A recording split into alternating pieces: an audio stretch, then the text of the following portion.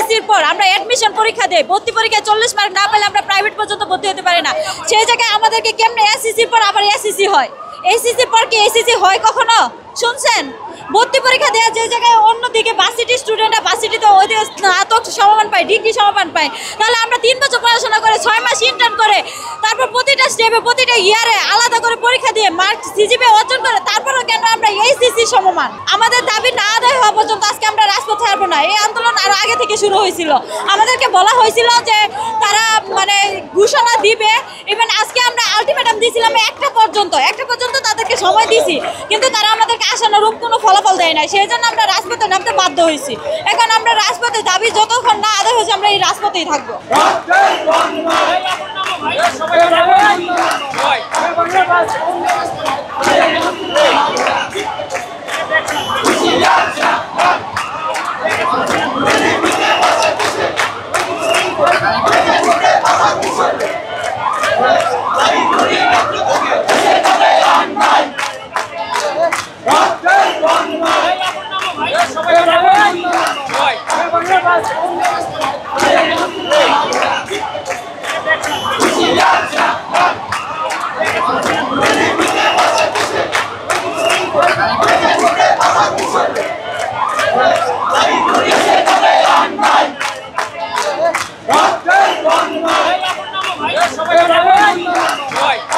Right.